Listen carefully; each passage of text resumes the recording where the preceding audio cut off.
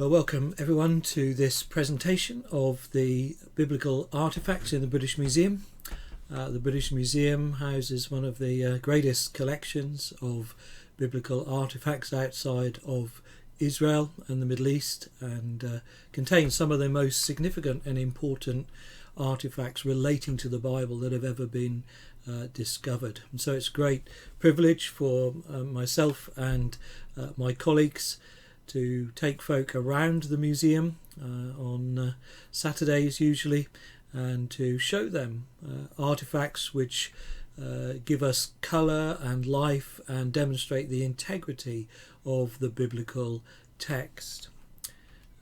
In our ministry at Day One, we produce a number of books that help us to understand and to develop confidence in the integrity of the Bible. And these two books on the screen just now are really important books outlining in general terms, layman's terms, the significance of many artefacts relating to the Old and New Testament text. The book on the right, Through the British Museum with the Bible by Brian Edwards and Clive Anderson, is sold in huge quantities in the museum itself. That is a great companion to have with you if you're going to visit the museum and you want to know the significance of the exhibits that you're seeing. Also, you're very welcome to contact Day One through its website, and we give tours of the biblical artefacts. We don't charge for those tours, and we're happy to make whatever arrangements are necessary for you to bring a group along. We have taken many thousands of people around the museum in recent years, and everyone has been thrilled with the significance of the things that they've seen and how it's helped them to not only understand the flow of the biblical story, but also to get an insight into the culture and times, the colour and life of the Bible events.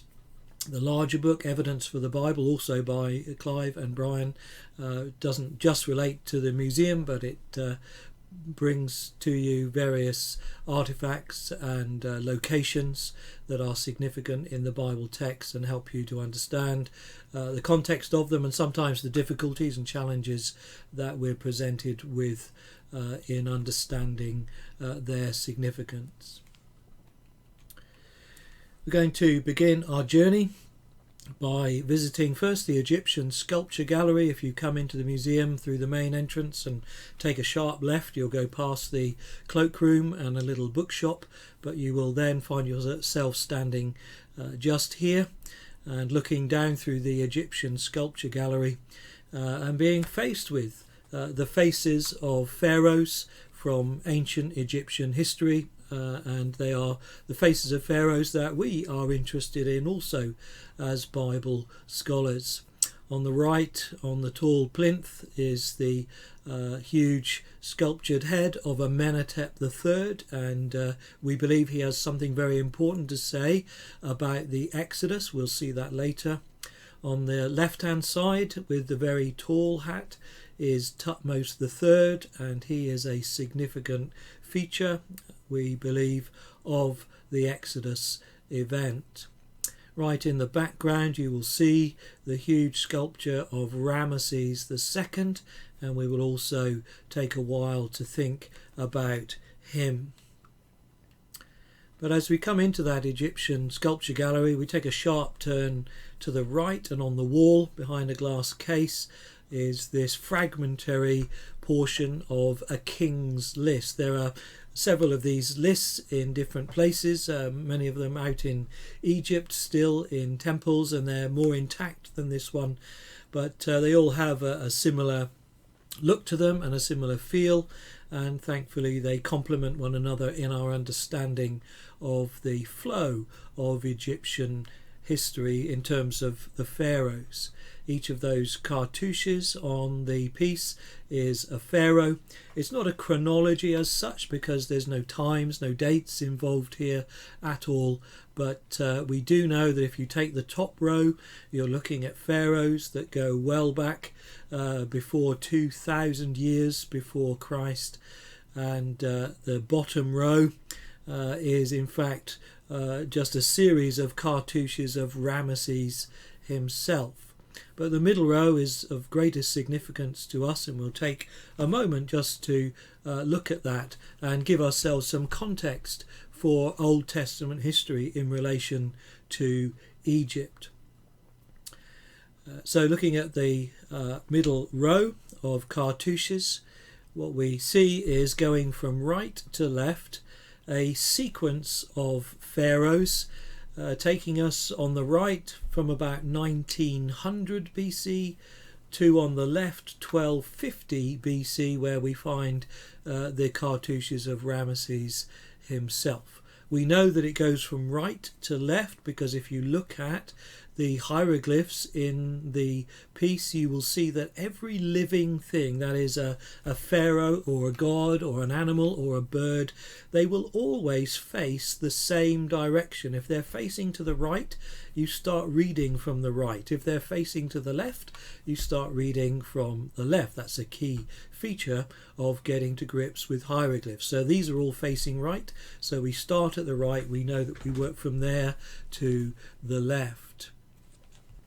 First of all, on the right hand side, almost as far as you can go, we have the cartouche of Senusret III, Senwosret III, Sesostris III. We have numerous different translations and transliterations of these pharaoh names. But Senusret III, he is about 1875 BC. In this presentation, I'm not going to give you reigns or long dates or anything like that, just a fixed point for each of the pharaohs and each of the events that we deal with. But if he's 1875 BC, then he stands in the right place to have been the pharaoh around the time that Joseph was in Egypt. So he's potentially a pharaoh of Joseph's time. Moving along then, coming closer in time to Ramesses, you have Thutmose in 1550 BC. He is a prime candidate for the pharaoh of the oppression. So after Joseph's time, several hundred years before, he's the pharaoh that didn't know what Joseph had done. He's the pharaoh that didn't know the significance and importance of the people of Israel in Egypt. In fact, he was very upset by them and by other immigrant communities, as we'll hear, and he's an absolutely perfect candidate for the pharaoh of the oppression. Moving on closer still to Ramesses, you have Thutmose III, 1445 BC, thereabouts. Could well be the pharaoh of the Exodus. Date-wise, he's sitting in the right place. He could possibly, at that time, have been involved in a joint reign with his successor, Amenhotep II, and it could be either of those that is the pharaoh of the Exodus. But either way, it's the right time, it's the right place, and when you look at that time and place, you do see everything that you would expect to see if the Exodus event were a real event, as we absolutely believe it is. Secular historians will tell you what an important and powerful king Thutmose III was, particularly in terms of the military power of Egypt, the political power, the wealth of Egypt, and also the geographical extent of the country. Thutmose III pretty much sits at the top of the pile. Moving on from there, you have Amenhotep III in 1400 BC. I pointed out the sculpture of his head to you in the Egyptian gallery, and he has something to say, we believe, about the Exodus. He makes a reference that is only really understood if we realise that the Exodus had taken place shortly before his time, which you can see from the dates on the screen there. That must be the case. And then moving along to Ramesses II in 1250 BC, you notice that he gives himself two cartouches. One of them relates to his birth, one of them relates to his appointment to the throne, and as you remember, the bottom line of cartouches are all Ramesses. The point being, as far as he's concerned, All of history has been leading up to this very moment. In other words, Ramesses is the pinnacle of Egyptian history. But the importance of this piece is not only in what it tells us, that it gives us a context to overlay onto the biblical account of life in Egypt, but it also is important for the things that it doesn't say. It is a well-known fact that Ramesses, along with many of the other Egyptian kings, particularly when they come to writing history, Ramesses has a selective memory. He only includes pharaohs and kings that he likes. And we know that there are several more pharaohs that are supposed to fit between Amenhotep III and Ramesses himself. It's not that he doesn't know about them. In fact, it's quite the opposite. He does know about them and he doesn't like them. And so as far as he's concerned, they don't exist.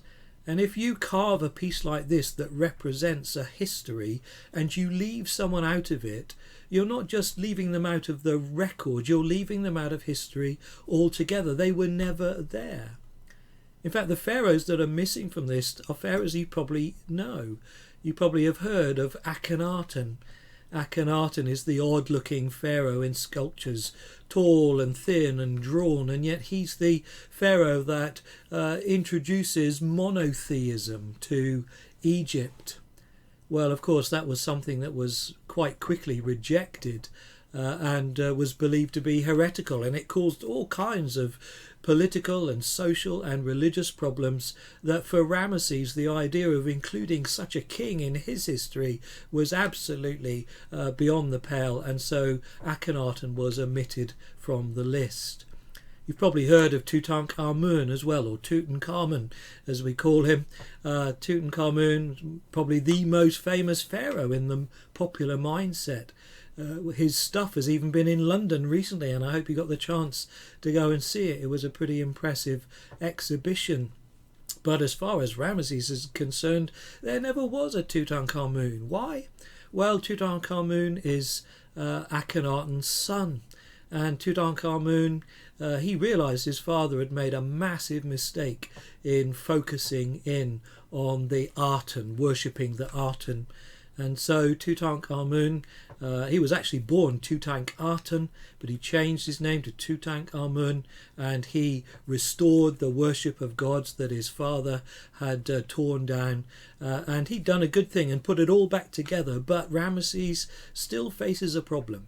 He can't include the son, because if you include the son, then it implies the father and all his sins, and therefore the son must be left out of the list as well. And this is no exaggeration to say that that is an overview of the mindset involved in these ancient Egyptian figures. When they're coming up with history, they write history as they want it to be and not as it actually was. You never read in any of these carvings or sculptures on any of their texts that they had a bad day, or that they lost a battle, or that they made a mistake. All you get is a perfect record, which is the record that they want you and the gods, more importantly, to know. It does explain, by the way, when people say to you, look, there's no record of Exodus in Egyptian history. Well, this is one of the reasons why.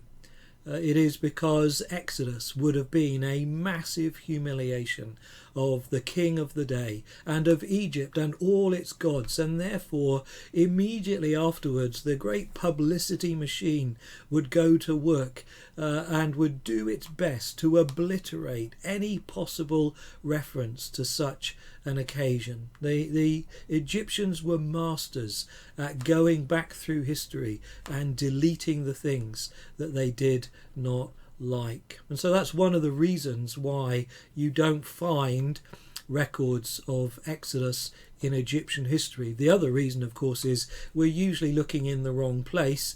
And whilst there are many theories about this and many put forward by able and capable men, I'm going to give you a potential solution for why we miss the Exodus in Egyptian history, and it's usually because we're looking in the wrong place.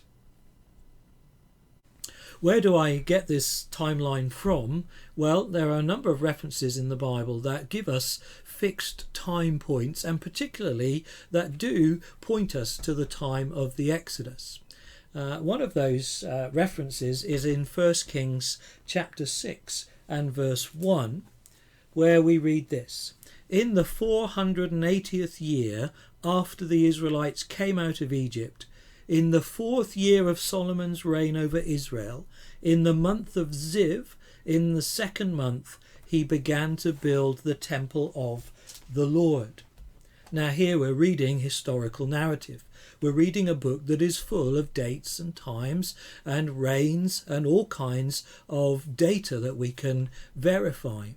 And so what the writer of Kings is giving us here is a date for the Exodus. He tells us it was 480 years before Solomon began building the temple in Jerusalem. We know that that temple began to be built in 966-967 BC. So all we have to do is add 480 to 966 and you will get the figure 1446. And we're going to use that figure as our starting point. And we can go back from that figure, 1446, we can go right back 400 plus years to the time of Joseph. We can go forward from there as well, and we can indeed work out the times when various biblical events occurred. In 1875 BC thereabouts, we have Pharaoh Senusret, Sesostris. Here are 3 statues of him in black granite. It's remarkable to think these pieces are 4,000 years old. They show us a very stern, frowning pharaoh, and he is in the right timeline for being the pharaoh who knew Joseph. We believe there was a changeover of pharaohs between Senusret II and Senusret III during the time of Joseph's work in Egypt, and we believe Senusret III is the pharaoh of the famine, but who had already benefited from his predecessor's actions in paying attention to what Joseph's God had to say about what was going to happen. When you look at that time, you're 4,000 years ago now, you have to just ask questions. Does it work? Does it fit? Are there little indicators in the history of Senusret that make us think we're on the right kind of track as far as the great years of plenty and the years of famine are concerned? And I would say to you, if you came on the tour, we would talk to you about a whole host of things that give us confidence we're in the right time zone as far as Joseph is concerned. If you want to know who a pharaoh is, if he's wearing his kilt, which Senusret is right here, you look at the top of his kilt, you will find a belt, and on the belt will be his cartouche. Now if you look closely at this, you will see the hands up motifs, the 3 hands up motifs that were on the king's list earlier. So we know that this is Senusret III, and we believe it's credible that he's the pharaoh of the famine of Joseph's time. Then move on to this pharaoh here, Pharaoh Thutmose. I pointed him out to you on the king's list, and you will find high on a wall just near Thutmose III, who we'll meet in a minute, you will find this plinth or this lintel. I've joined 2 photos together, but it's one piece that you can see, and Thutmose is the pharaoh who appears in this piece. Now actually he appears twice.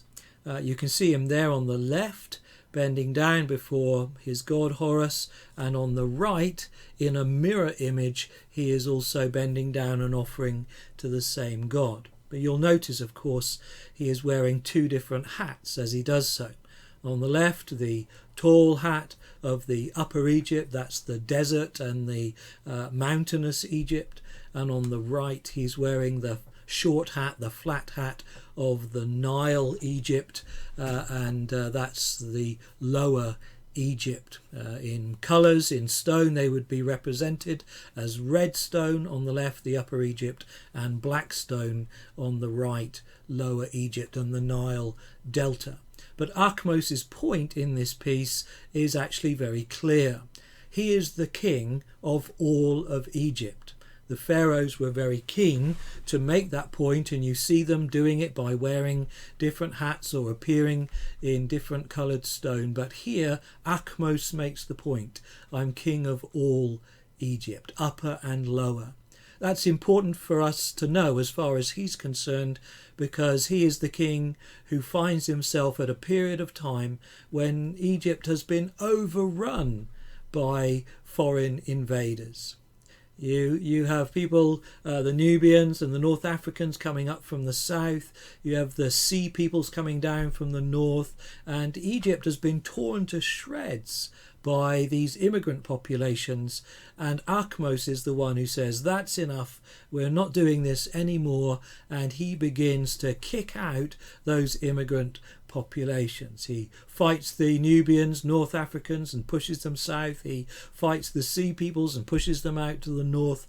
But he doesn't get rid of every immigrant in the land, because he knows that he needs them. Echoes here of a certain period in which we're living, perhaps. Thutmose needs to keep a slave base. He needs to keep communities of people who will do those jobs that the Egyptians don't want to do. And so he is sitting perfectly in our timeline and perfectly well situated to be the pharaoh of the oppression. It's exactly the right time for this king who did not know what Joseph had done to begin to oppress the people of Israel. Shortly after him, we have this other king. We have Thutmose the First. There's another one in between, at least another pharaoh in between, but Thutmose the First is very important. He's now about 1520 BC as a fixed point. Very powerful king, continues the policy of Thutmose. But interestingly, he's more famous for his daughter than for himself. Thutmose the First is the father of the infamous Queen Hatshepsut, the only woman really in Egyptian history who is truly credited as having become king, become pharaoh. And that's significant for us.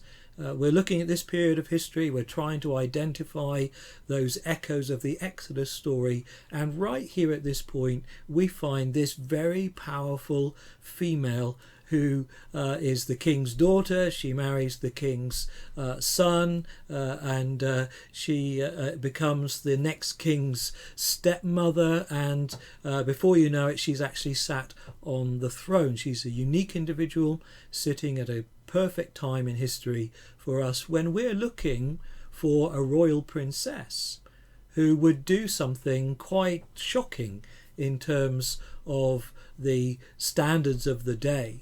That is, that she would disobey her father, who is God, to all intents and purposes. She would disobey her father's command to put to death all the Hebrew children, the Hebrew males, but instead we have this royal princess who finds one floating in a river and decides that she is going to spare him. It would take a very strong-willed individual to actually do that in defiance of her father's command.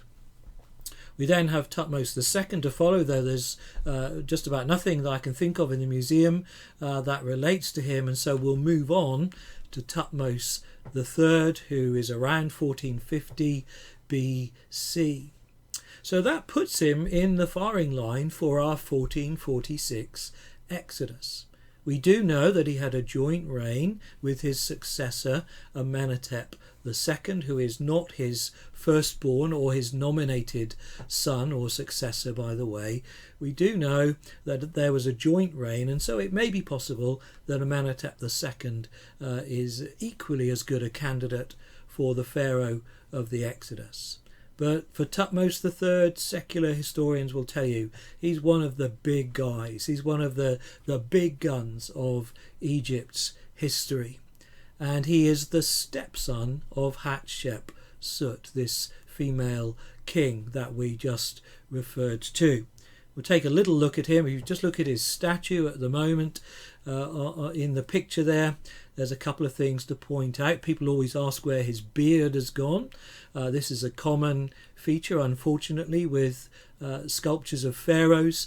Beards are often missing simply because in the sort of 1800s, our time, you had wealthy Europeans going across to Egypt looking for treasures and souvenirs, and the locals would offer to cut away a pharaoh's beard and sell it to them to take home. And so that's probably the reason why Thutmose's beard is missing. But I want you to look at his the left shoulder that you can see facing him, and I want you to look at his chest, and you'll notice there some cartouches. Now that is not normal, and we'll just briefly think about that for a moment. So there he is. I want you to look first of all at his belt. He's wearing a kilt, and so on the belt we would expect there to be a cartouche telling us who he is. But you will notice, just looking in a close-up detail there, that the cartouche has been rubbed away. It was there, but it's been rubbed away, and that accounts for the cartouches that then appear on his shoulders and chest.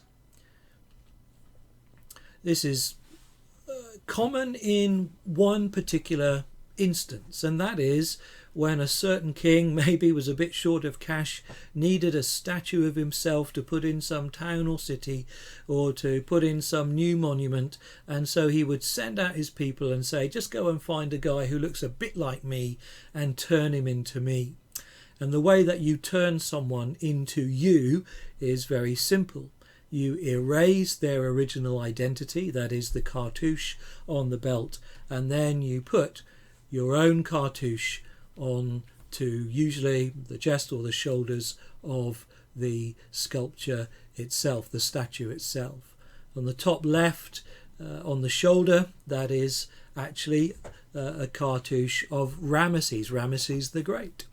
And on the chest you have two larger cartouches of Pharaoh Meremptah, and Meremptah was Ramesses' son. Now Meremptah, in assuming the image of this pharaoh, would not dare to erase his father's cartouche from the shoulder. And so it's an odd combination that we have in front of us, and it's ironic too, because maybe folk watching, and certainly many Christians in churches and any people who have seen various films on television and in the cinema, if they were asked who was the pharaoh of the Exodus, they would say it was Ramesses the Great. I'll tell you why in a moment. I don't hold to that, and why I think it just can't possibly be true. But the irony here is we're looking at the statue of Thutmose III, who sits in the timeline perfectly, and whose rise to fame and whose fall away from it at the end, and whose context and culture all tell us that something is going on, something significant, something catastrophic is taking place during this man's reign. And so it's ironic that Ramesses himself stole this man's identity. Meremptah is important as well, because he's about 1200 BC, and this is not in the British Museum. It's in Cairo, but there is a famous piece called the Meremptah Stele, in which Meremptah says about attacking a load of countries and peoples, he says, I laid Israel waste. That's very important, because what it tells us is by 1200 BC, Israel was a known and established nation. Now, it couldn't possibly be a known and established nation if the Exodus occurred under Ramesses' reign, 1250 or thereabouts. There's just nowhere near enough time for it to happen. So the Merempta stele tells us that by 1200 BC, Israel was a fully fledged, well-established nation that could be identified in a list of conquered peoples. I also mentioned Hatshepsut earlier, who is the stepmother of Thutmose III. She's a remarkable woman and infamous in Egyptian history. And when her husband Thutmose II died, Thutmose III was due to take the throne. But uniquely, Hatshepsut took hold of him, took him to a room at the back of the palace and gave him some toys to play with and said, "I'll be back later, son." And then we know for well over 20 years she sat on his throne. He became the captain of her armies, and the whole thing is turned around in terms of how it should have worked. Thutmose was certainly the true pharaoh, yet Hatshepsut sat on Pharaoh's throne, and she raised up a very powerful Egypt, so that when she died, he stepped onto his own throne and continued this meteoric rise of Egypt's power until in the mid-1400s everything started to change.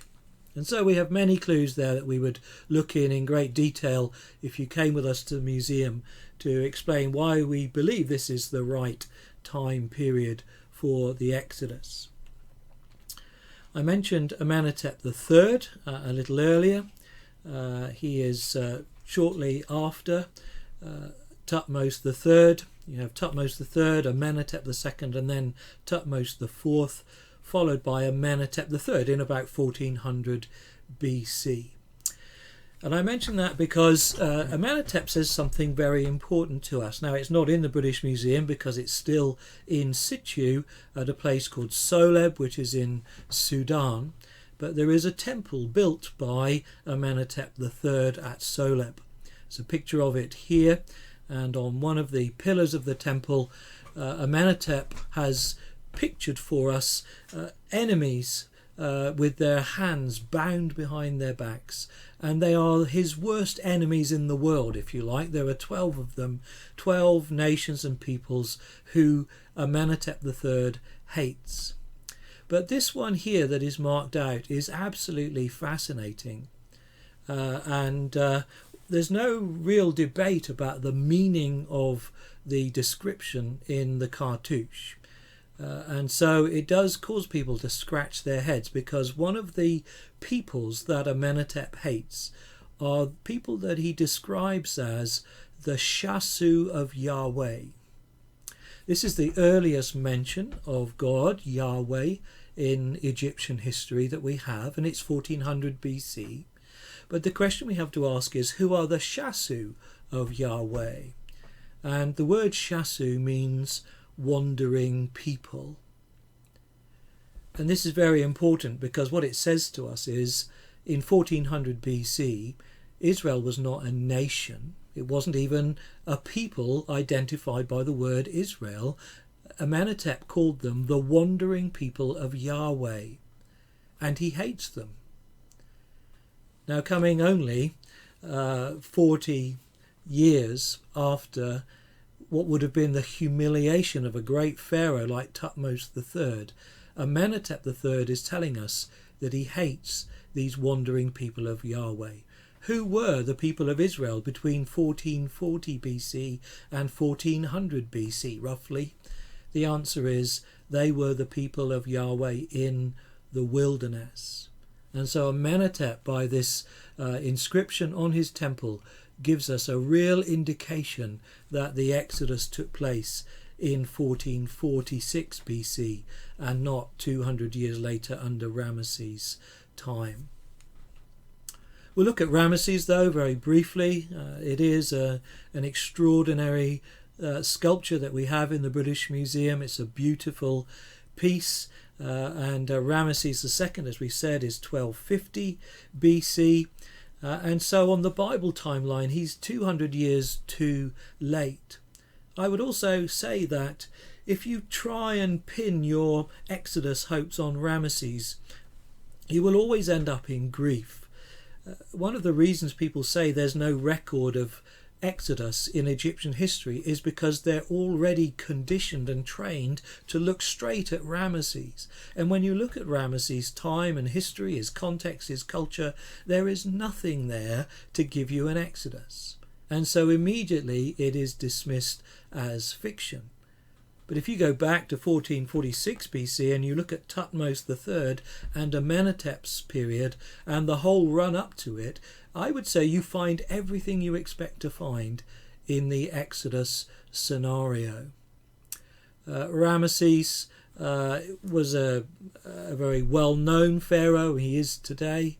And the only reason I think that most Christians even think that Ramesses was the pharaoh of the Exodus was simply because they've seen it on the telly. If you are old enough like me to have watched the Ten Commandments with Charlton Heston, maybe even in black and white many years ago, the pharaoh of the Exodus was Ramesses. If you watch DreamWorks Prince of Egypt, the pharaoh of the Exodus is Ramesses. If you saw Exodus Gods and Kings in the cinema, the pharaoh of the Exodus is Ramesses. And there's only really one reason for that. Because when you open up the book of Exodus and you read chapter 1, by the time you get to verse 11, the oppressed Israelites in Egypt are building store cities, and one of those store cities in Exodus 1:11 is called Ramesses. And so people go, whoa, there we are then, we've got our pharaoh, it's Ramesses. But here's a fact you need to know, and I can't explain it because of our limited time, but here's a fact. In the first 5 books of the Bible, all written by Moses, Moses never names Pharaoh. He never gives Pharaoh a name. He would refer to a lot of pharaohs in his writing time in Genesis and Exodus, but he never gives Pharaoh a name. And what you have in Exodus 1:11 is a place name. And almost certainly it's an updated place name from a place that used to be called something else. Now I can demonstrate that to you if you just take your Bibles and go back to Genesis 47 verse 11, thankfully, same verse number. You will find Joseph there, and you will find his family joins him in Egypt, and you will find in that verse that he gives them land in the region of Ramesses. So either Ramesses was there 600 years before Ramesses actually became the pharaoh, or Ramesses is an updated place name, and that's almost certainly the case. Once you take that away, you don't actually have any evidence for Ramesses being your Exodus pharaoh. Having said that, this is a stunning piece. It was acquired for the British Museum by an Italian circus performer called Giovanni Belzoni, who was a circus strongman who also performed at the Sadler's Wells Theatre in London, but eventually found himself in Egypt and made himself a great friend of the pashas, or the governors of Egypt, and they used him to sell some of the artefacts in the desert to the British and to other museums. We're moving on in time now, and we have come actually to 701 BC. This is a beautiful piece. The ram is actually the figure of the god Amun, and the pharaoh under his protective chin is the pharaoh Tirhakah, and so we know therefore that we're in the period about 701 BC. We know that King Hezekiah was in Jerusalem, and King Hezekiah was under threat by the great Assyrian king Sennacherib, and we know that Sennacherib was on a campaign of besieging cities all the way down through the northern territories of Israel, and was on his way to capture and to humiliate Hezekiah and to take over Jerusalem. And we know around that time that Hezekiah sent envoys to Tirhakah in Egypt. At this time he was crown prince, captain of the armies, and they pleaded with him to come and to help Israel from the threat of Sennacherib. And we know from Assyrian history, Bible history, Egyptian history, that Tirhakah raised an army, came up into Israel and engaged Sennacherib and got a right kicking for his troubles, and goes home with his tail between his legs, and Sennacherib continues on his Israel campaign. You'll find one reference to that in 2 Kings 19 verse 9 where Tirhakah is named, but we also have records in Isaiah and in Chronicles 2 of this whole event, which is going to take us through the next few exhibits that we're going to see. Just near the statue of Tirhakah in the British Museum, there's a doorway in a corner that gives you access to the Nineveh gallery. This picture's not very distinct, but that really is the purpose, of course. There is quite a large room filled with reliefs from the palace at Nineveh, and many of these panels are smoke blackened, and we are reminded, of course, that the prophecy of Nahum in chapter 3 verse 15 came true, that one day Nineveh would face the wrath of God's judgment.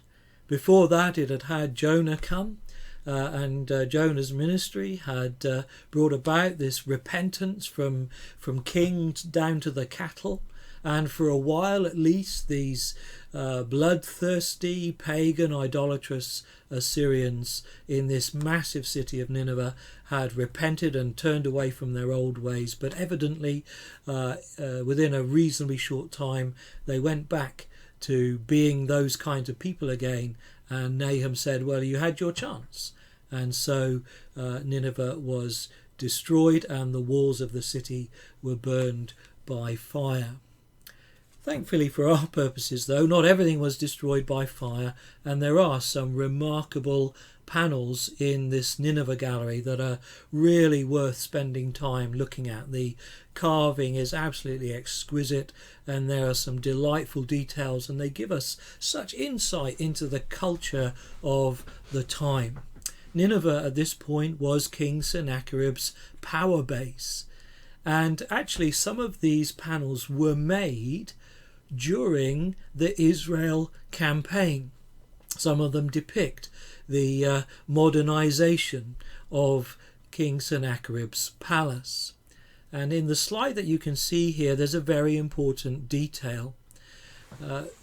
These great architectural works, these great building works of these ancient kings and peoples were accomplished because of people power. And on the slide you can see a representation of that. You can see the master of works at the top. If you could see his right hand, he'd be holding a big stick with which he is encouraging the workforce. And then on the top row of men you have Assyrians. If you look at their haircuts and their beards, distinctively Assyrian. But interestingly, in the row below them you have a row of people who are dressed differently and who look different. Then they don't have the Assyrian beard, and they have a kind of cloth hat with floppy down earpieces. And there's no dispute about this. It is well known that these men involved in the building of Sennacherib's palace, the remodeling of it, these are Hebrew slaves. As Sennacherib himself went south down the coastal regions of Israel, besieging the cities, he would send back wave after wave after wave of tens upon 10,000s of slaves, and they would do the 600-mile walk to his palace at Nineveh, and as soon as they arrived they'd be pressed into building his palace so that it was tip-top by the time that he returned. There are many other things in this room we really would stop and look at if you came with us to the museum. In a room nearby you will also see what looks like a muddy brown patch on the wall. It's not. It's actually one of the most important pieces as far as the biblical artefacts are concerned, in the whole museum. It is a large panel of cuneiform text, and it details something quite striking, something I think no one ever expected to see. It is a record from King Sennacherib. It is a record of how King Hezekiah in Jerusalem sent to him tribute of 30 talents of gold and 800 talents of silver that he had plundered from the temple in Jerusalem.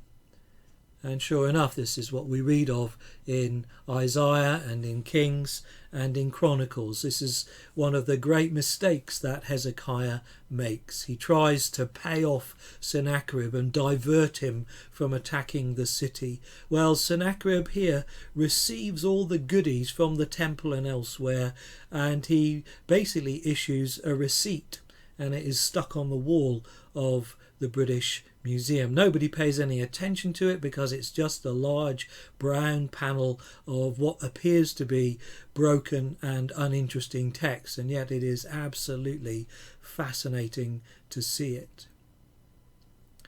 Nearby you'll find two of these actually great lamassu. They are the giant winged bulls that guarded the entrance to the king's throne room in the palace of Khorsabad. These great winged beasts weigh, I don't know what, 20 tons, something like that, and were discovered by the French archaeologist Paul-Émile Botta. And you wonder if it was, as they were discovered by a French archaeologist, what are they doing in the British Museum? Because there are issues between the French and the British in past times over museum artefacts. Well, the simple answer is that the French couldn't work out how to get a piece like this home. It's absolutely massive and it weighs many, many tons, and they were a bit stumped, and so they made an arrangement with the British, who were also in the Middle East at the time, and Austin Henry Layard knew exactly what to do, and he chopped these things up into big chunks and brought them back to the museum in ships.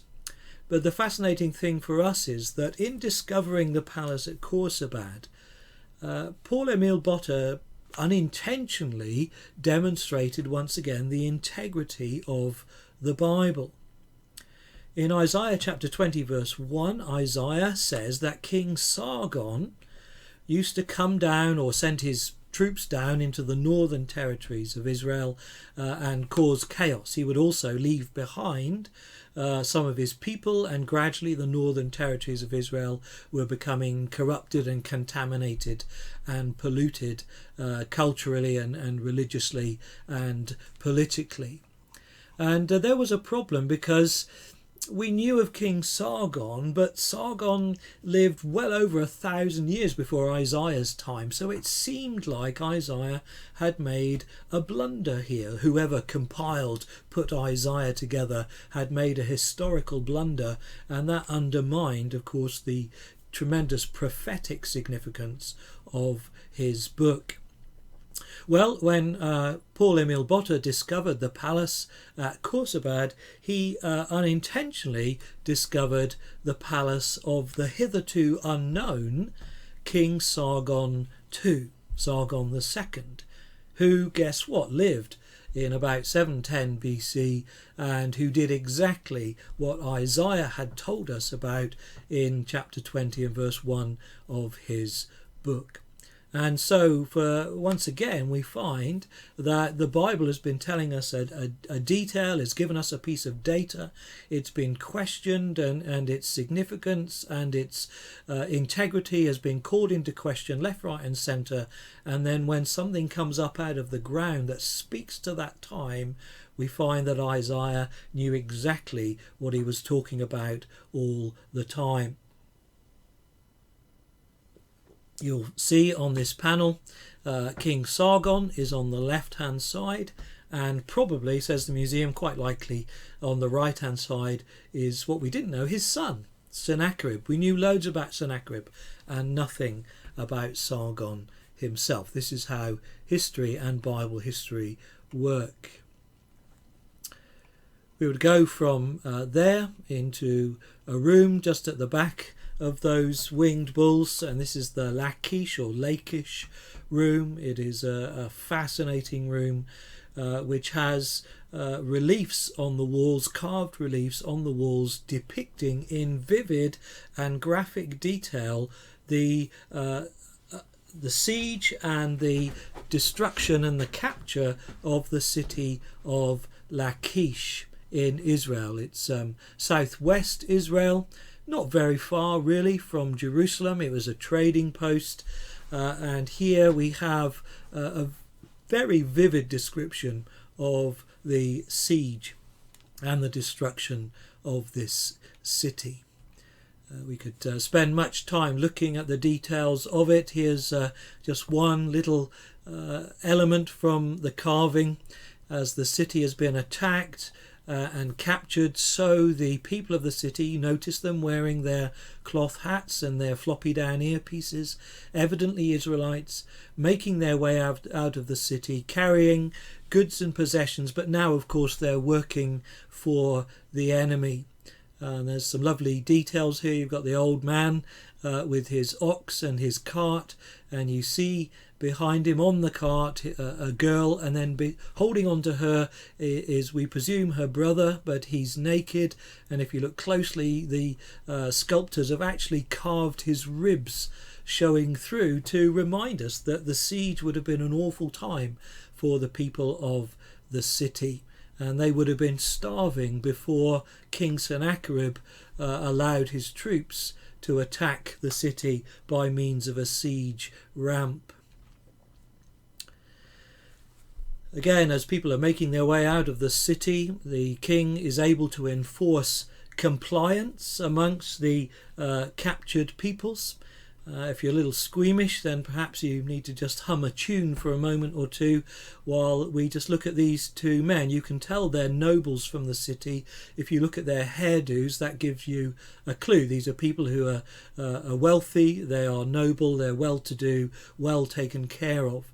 And so these would be pulled aside, and in the full view of the masses escaping the city, they would be splayed out on the ground naked. And then if you look really carefully at the hands of the soldiers, you'll see a remarkable detail, because what they would do is they would peel the skin away from the lower leg and then reach between the strong lower leg muscles and snap the two leg bones. And if you look at the detail there, the soldiers actually have the bones of those men's legs in their hands.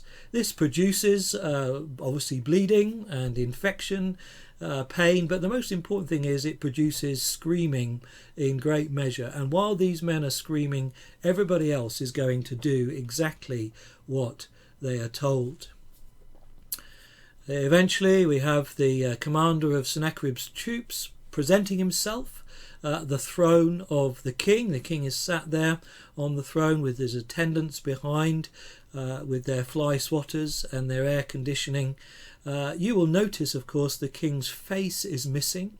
That is because this is a room in the palace at Nineveh, and the Babylonians were going to capture this place, and they quite like the artwork, but rather than allowing Sennacherib to sit there for eternity enjoying his success, they take away his face, they deface him, and he's no longer part of the story. You can see that just there. And then there's a panel of text up there, and I would just simply say that the soldier probably who defaced King Sennacherib was illiterate, because in the panel of text there is a reference to Sennacherib himself. And so in that sense he's still very much part of the story of Lachish. Just a couple more details here. You can see the siege ramp going up to the city, but the fascinating thing is, bearing in mind we're 700 BC, is at the top of the siege ramp you have these wooden tanks with battering rams battering away at the walls of the city. And you will also see the burning torches thrown out of the city by the Lachish residents and defence force. They're trying to set the tank alight. But in the right-hand picture, if you look really closely, you will see there's what seems to be an old man, probably nearing retirement. He holds a ladle in his hand, and his job is to just pour water over the wooden tank so that it doesn't catch fire. And you have to give it to these Assyrians. They're remarkable in their understanding of technology and science and anatomy, astronomy, biology, all kinds of things, plants, architecture, warfare. They were geniuses. And it is no surprise, of course, that they then attack and utterly humiliate a city like Lachish. The big question, of course, is why does Sennacherib make such a big thing of his capture of Lachish? The answer is very simple. Straight after this, he turned towards Jerusalem. He sent his people on towards Jerusalem, and that was his next target. But we also know, it is a fact of history, that Sennacherib never fired an arrow into or onto the walls of Jerusalem. He never captured King Hezekiah. He never laid a siege ramp against it. Instead, he decided, for no apparent reason, and certainly for no reason that secular historians can find or understand, he decided to go home. Maybe the answer for us is found in 2 Kings chapter 19, where we are told that during the night the angel of the Lord passed over the enemy camp, and in the morning 185,000 of the enemy's troops lay dead and dying.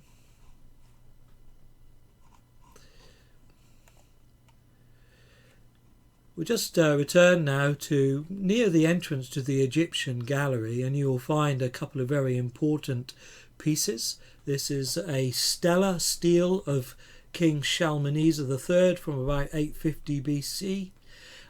He's not actually himself mentioned in the Bible, excuse me, though he's referred to. But the important thing is that on that stele is not just a picture of the king, but he's covered in writing. And the writing is fascinating because it tells us that he knows and has had a big falling out with King Ahab of Israel. And if you go to 1 Kings 20, you'll also find mention of Ben-Hadad in the same context, and also Shalmaneser mentions Ben-Hadad on that piece. This is called the Kirk Stele, and it actually contains a number of references which verify the historical information that we find in 1 Kings around the time of King Ahab. Even more significantly, I think, is this black obelisk, which is also from Shalmaneser's time. It is a wonderful and a beautifully preserved piece from Shalmaneser's palace. It's a limestone carved obelisk, and it has on the different panels images of notable events as far as Shalmaneser is concerned. But it does contain cuneiform text which can be translated, and if I just put up the next screen for you, in one of those panels you will see a man bending down in front of the king, having brought him all kinds of wonderful goodies, and that man is identified in the text either as Jehu, King Jehu of 2 Kings 9, or Jehu's representative, and it seems likely that it's Jehu himself. And what you have there is one of the only very few contemporary pictures of a biblical king you will ever see. There's possibly another one now recently published in Israel, a king from around this time period, but we don't quite know who it is yet. But in all likelihood that is a carving representing King Jehu himself. And of course Jehu was the king who was appointed by God through Elisha to dismantle Ahab's wicked dynasty. So in fact, in just a couple of exhibits, the limestone obelisk and the carved steel or stela of Shalmaneser III, we have a significant number of references which verify the historical accounts of that time period in the Bible. We'd have to move upstairs now, and in one of the rooms, high on a wall, you will find this piece. It's the lintel of a doorway, that is, it is the top piece of a doorway, and it has got writing on it. It looks a bit odd, it's quite elongated, but it is Hebrew writing. And we know this piece comes from Israel, and it comes from the time of King Hezekiah. And we know from the text that is on it that it is a tomb, or the part of a doorway to an elaborate tomb. Sadly, someone's put a whacking great hole in it, which is another thing that happens to some of these artefacts. They're used for other things, to build new buildings and so on, and so they're adapted and changed until someone realises the significance of the piece. And the hole is a bit of a pity, but there seems to be enough information on there to tell us that it was the tomb of a high official in Hezekiah's government, a man by the name of Jehu. Now, we know that in the interactions between Sennacherib and Hezekiah, the letters that are written from the one to the other, we know that Shebna is one of the intermediaries. He's a high official in Hezekiah's government. What is more striking is that we find in Isaiah chapter 22 this prophecy that God gives to Isaiah. And this is what it says, Isaiah 22 verse 15. This is what the Lord, the Almighty, says. Go say to this steward, to Shebna, the palace administrator, what are you doing here, and who gave you permission to cut a grave for yourself here, hewing your grave on the height and chiselling your resting place in the rock? Beware, the Lord is about to take firm hold of you and hurl you away, you mighty man. He'll roll you up tightly like a ball and throw you into a large country. There you will die, and there the chariots you were so proud of will become a disgrace to your master's house. I will depose you from your office, and you will be ousted from your position. In other words, it is a direct prophecy about that very piece of stone. We move on down the corridor of this upstairs section of the museum, and we come to the city of Ur, artefacts from the Sumerian culture of Ur. And there are many things here that we could look at, but I just want to point out this one piece for you. This is a remarkable piece in the museum. It was discovered by the archaeologist Leonard Woolley. From about 1922 onwards, Woolley, for about 15 years, was involved in the excavation of the city of Ur. He made some remarkable discoveries, some of which changed our understanding even of the history of writing, and demonstrated that actually, yes, Moses could have written the first 5 books of the Old Testament at a time when most other people thought that was just, it was absurd to think that Moses could sit down and write in the way that he did. But Ur changed the way that we looked at the history of writing, and there are some fabulous artifacts there, remembering, of course, this is the home city of Abraham. And as we see those various exhibits all around us in the Ur section of the museum, we are confronted with a remarkable fact that 2,500 years before Christ, these people were producing some of the most striking and wonderful, beautiful and technically complex pieces you could ever imagine. These people were an advanced culture, a supremely advanced culture. And in the Great Death Pit, that housed not only, well, this death pit was a royal death pit, but we don't know who the royal was, but we do know that his whole entourage went with him into eternity. That is, his soldiers, his stewards, his servants, and many others from his household all went with him or her, the king or queen, into eternity. And in the great death pit was this remarkable piece that Woolley discovered, and it's been reconstructed, and it is called the ram caught in a thicket. It takes you back to Genesis 22, hometown of Abraham, who's now left, and he's got a special, a precious, an only, a beloved son, and God says, I want you to take that son and sacrifice him to me on the mountain. And just as Abraham was about to do it, the Lord says, no, that's enough. You know you would have done it now. And a ram caught in the thicket stepped into the son's place. And all these echoes of Jesus and his coming sacrifice and his stepping in to our place to save us from the consequences of our sins.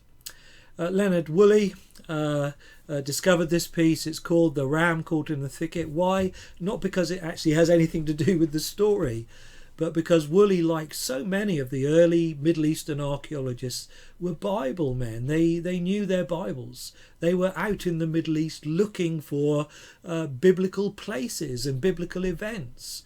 And Woolley found the city of Ur and this piece. Made out of gold and lapis lazuli and all kinds of wonderful things, stands really in pride of place in the museum. Though what Woolley didn't know at the time was this piece is probably 300 to 500 years older than the events of Genesis 22.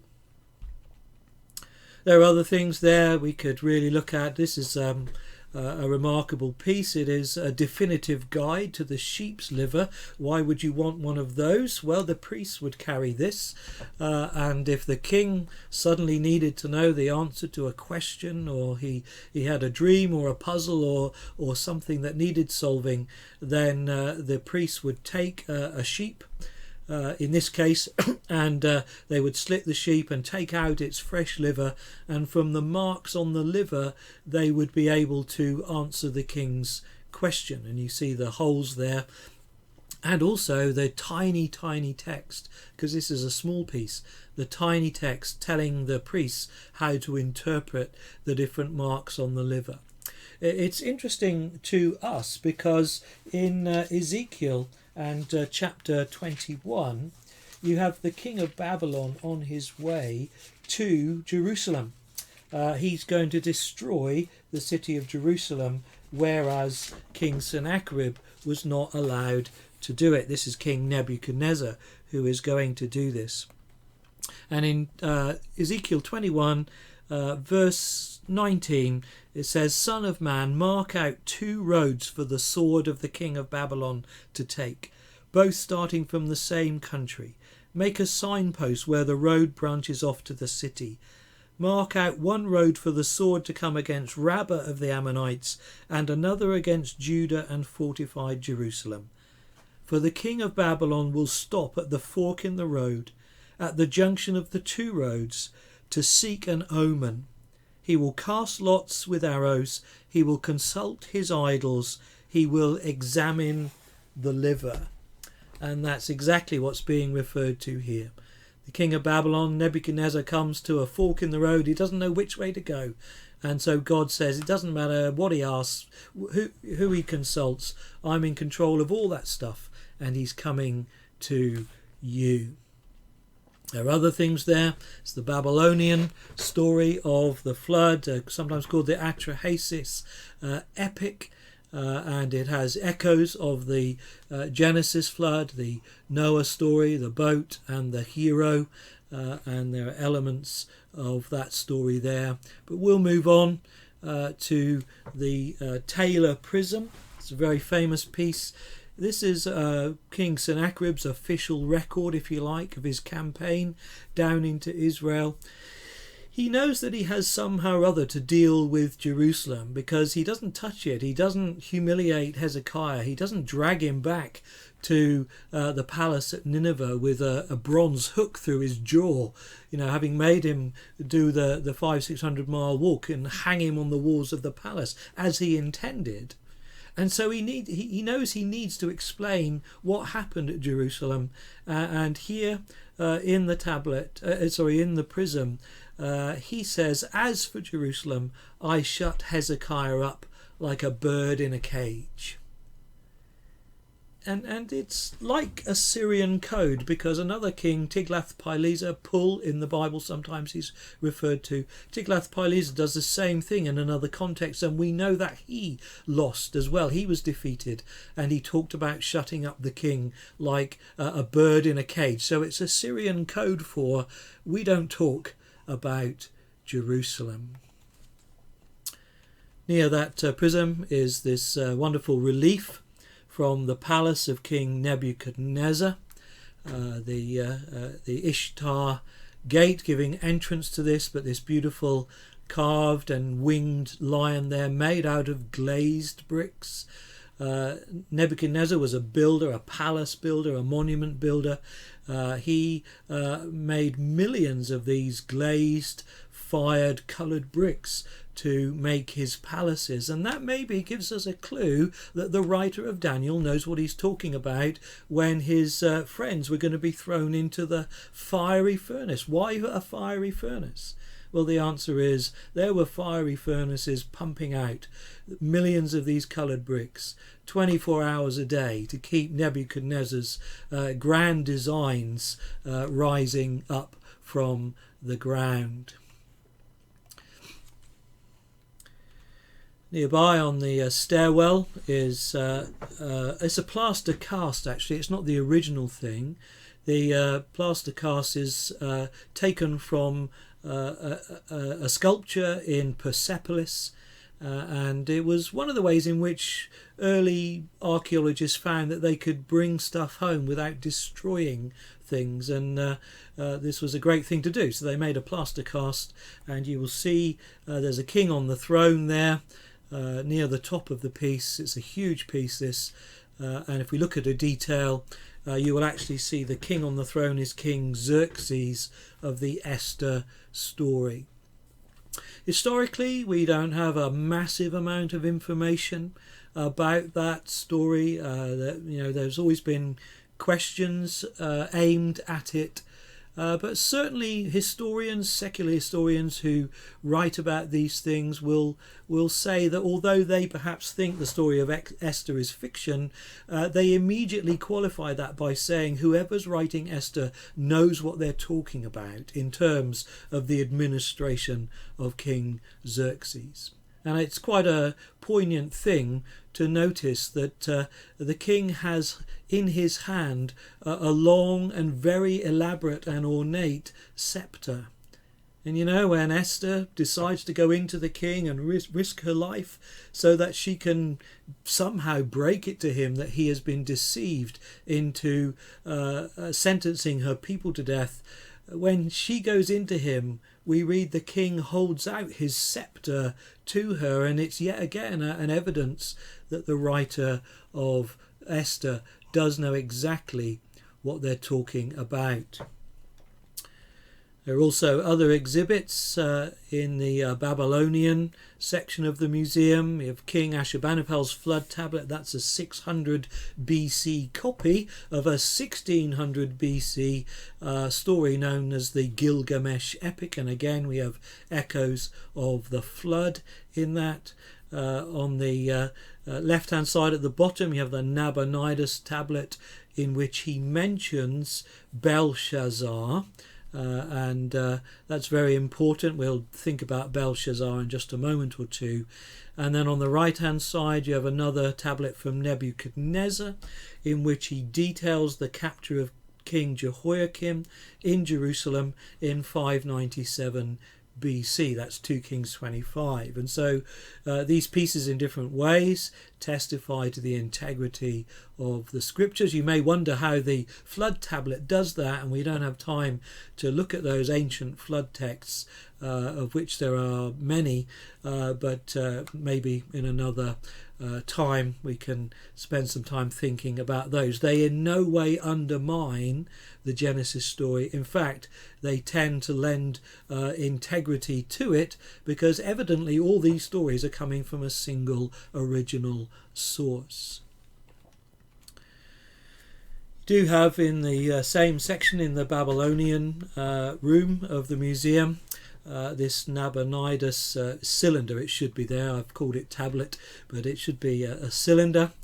And this is a remarkable thing, because it seemed like the writer of Daniel makes an error in the same way that Isaiah did. Daniel talks about the fall of Babylon, and it's being overtaken by the Persian kingdom under King Cyrus, and that's all described for us in Daniel chapter 5, which is the famous story of Belshazzar's feast. And again, we've no time for detail in this presentation, but historians were extremely skeptical about this, because we know that actually the last king of Babylon, when Babylon fell, was a guy called Nabonidus. Daniel seems insistent that he's dealing with a king called Belshazzar, or something of that kind in the original language. And so for a long time this was thought to be something of a conflict. We also read in Daniel that Belshazzar was captured by Cyrus and put to death, whereas we know from history that when Cyrus attacked Babylon, he captured Nabonidus, but he didn't put him to death. He banished him, and so there are these awkward details that are not quite coming together. And so there was skepticism about Daniel. Again, it's a book full of prophetic material which would be undermined if the historical material turned out to be in error. And so therefore we had somehow dealt with the problem of Daniel's prophecies until in the late 1800s, our times, an archaeologist by the name of Taylor was working on the ziggurat at the city of Ur. It was a stepped temple just outside the city of Ur, and it was the temple of the moon god. And in that temple he found 4 of these little cylinders buried, one in each corner, something like that. And when these cylinders were found and translated, cuneiform text, so it could be read, when it was translated, we realized quite shockingly that Daniel had been telling us something that only someone present at the time would have known. The last king of Babylon was definitely a king named Nabonidus. There's no question about that. But what we didn't know in those early stages of history was that he was hugely unpopular at home. The people hated him. And in order to avoid the constant conflict between him and his people, he would go off on grand expeditions. And at one point he disappeared for 10 years on some great expedition. During that time he went down to where the temple of his god, the moon god, was, and it was dilapidated and ruined, and so he stayed there for ages, rebuilding it, doing it up, making it nice for his god, trying desperately, I guess, to earn moon god credits. And then he has a problem, of course. In those days gods were very local and parochial, so maybe God, the moon god, doesn't stay in a dilapidated temple. And so you solve the problem by leaving God a note, so that God knows it was you who did all these good things, and then he would read the note and give you the credits that you needed. And so the note, I'm parodying a little, but it says something like, "Dear moon god, while you're out I did the place up," and talks about his various exploits and so on. But then, quite incidentally, he refers to, and this is the first time that the name comes to us after Daniel's reference in the book of Daniel chapter 5. For the first time in 2,500 years, Nabonidus tells us that his son Belshazzar is looking after the kingdom while he's gone. And that was a striking, jaw-dropping moment, really, because it tells us that only someone who was present at the time would actually know that Belshazzar was the regent acting on behalf of the king. Unfortunately for Nabonidus, accident-prone I think that he was, he returned to Babylon just as it fell to the Medo-Persian Empire. Cyrus took over and put a Darius in place to take care of the kingdom while he took care of bigger matters. Moving to the end now, just a couple of things for you, but this is a very important piece in the Persian room of the museum. This is the Cyrus cylinder, dating from around 539 BC, something like that. We don't know exactly when it was issued, but you might remember that after the fall of Babylon to the Persians, we read that Ezra says to all the captives in Babylon, the Israelite captives in Babylon, well, Cyrus is the king now and he's just told us we can all go home. And that seems like a very unlikely plan of action for a king of such a world superpower like the Persians. Nobody had ever done something like that before, so it seemed very odd indeed. It was even more puzzling, of course, because Isaiah had prophesied that about 150 years earlier. Not only had he prophesied the rise and fall of Babylon, he also names Cyrus as the king who would restore the fortunes of Jerusalem. And so it just seemed like a very awkward contrivance on Ezra's part to say the king has just issued a decree that we can all go home. And it wasn't until, again, late 1800s, archaeologist by the name of Hormuzd Rassam is working in the Babylonian palace complex. He finds buried there, this was never intended to be read, it was another note to God. He finds buried there this remarkable piece.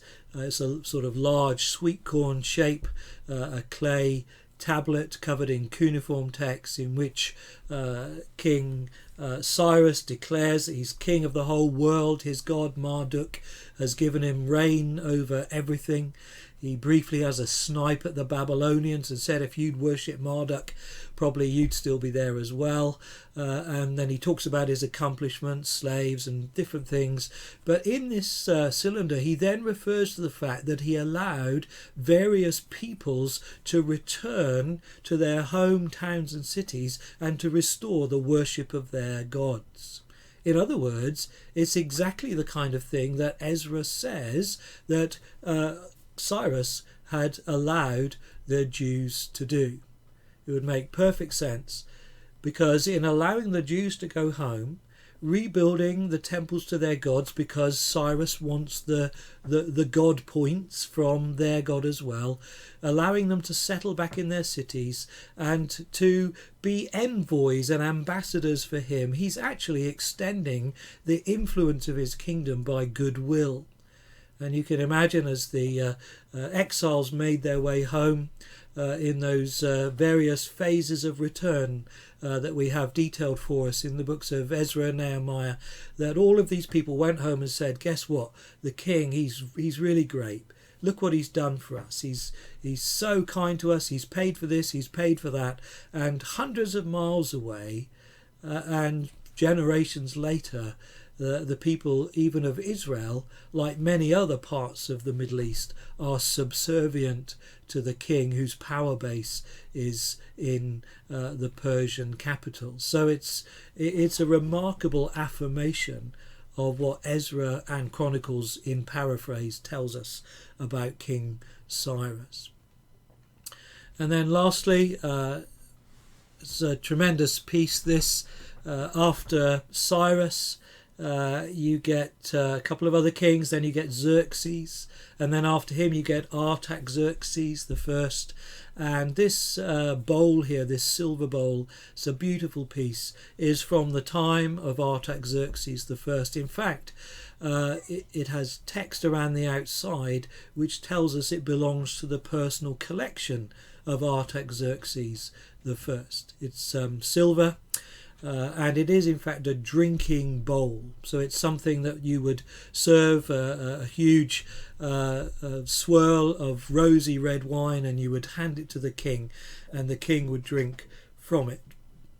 Of course, we're left then with the very intriguing possibility that we know someone who once handled that piece. It's only a possibility, but there is a degree of credibility and likelihood to it. If you open up the book of Nehemiah, we find that Nehemiah worked for King Artaxerxes I, and we also find that he was cupbearer to the king.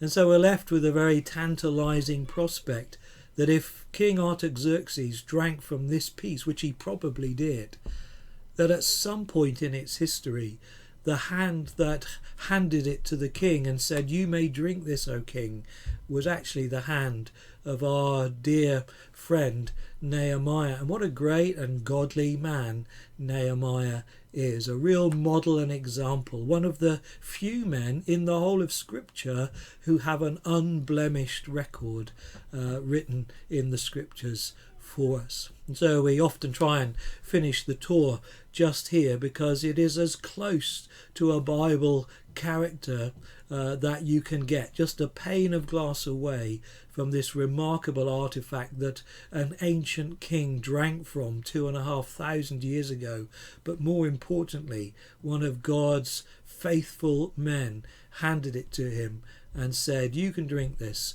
O king," and the king drank because he trusted God's man Nehemiah. Well, friends, that is all that we have time for.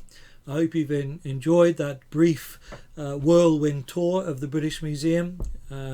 When this crisis is over and things get back to some kind of normal, if you're interested in putting a group together, a small group together, then go to the Day One website, go to our museum tours page, and you'll be able to contact Clive Anderson, who will put you in touch with myself or one of the other guides, and we'll be very happy to take you and your group round the museum and give you a real insight into the life, into the colour, into the culture, but more importantly into the integrity of the Bible text that sits there in the very British Museum itself. So thank you once again for taking the time to watch this, and I pray that it's been helpful to you in your study of and understanding of the Bible that you read.